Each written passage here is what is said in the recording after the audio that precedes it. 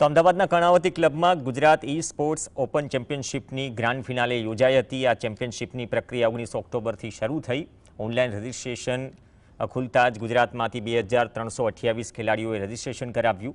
તમામ સ્પર્ધકો વચ્ચે 6 ટાઇટલ માટે સ્પર્ધા થઈ, જેમાં ચેસ, એ ક્રિકેટ, EFC 25, ઈ ફૂટબોલ સહિત સ્ટ્રીટ ફાઇટર 6 ગેમ પણ સામેલ છે। તમામ સ્પર્ધકોમાંથી 120 ખેલાડીઓને લેન ફાઇનલ્સ માટે ક્વોલિફાઈ કર્યું અને તેમના વચ્ચે 6 ટાઇટલ માટે સ્પર્ધા થઈ।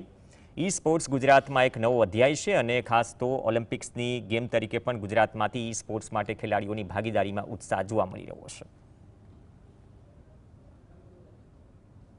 स्पोर्ट्स बेसिकली फ़ोन पे इलेक्ट्रॉनिक कोई भी कंप्यूटर कंसोल पे खेलने वाली गेम्स जो होती है उसको हम ई स्पोर्ट्स बोलते हैं। स्पोर्ट्स रिलेटेड गेम्स होती है, क्रिकेट है, फुटबॉल है, टेनिस, चेस और बहुत सारी ऐसे खेल होते हैं, उसको हम ई स्पोर्ट्स कैटेगरी में मानते हैं। अभी ये ओलंपिक्स में भी इसको पार्ट कराने की बहुत मेहनत हुई है और ओलंपिक्स में भी इसको रिकग्नाइज हुआ है। इंटरनेशनल ओलंपिक कमेटी ने भी इसको रिकग्नाइज किया है।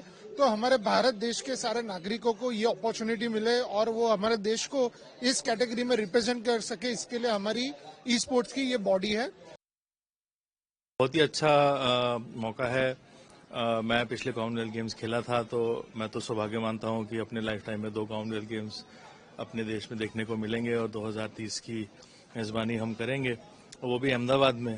तो मुझे ऐसा लग रहा है कि Ahmedabad sports capital of the world बनने जा रहा है और आगे जितने भी फ्यूचरिस्टिक स्पोर्ट्स हैं उनको काफ़ी अच्छे से अपना रहा है, जिसमें से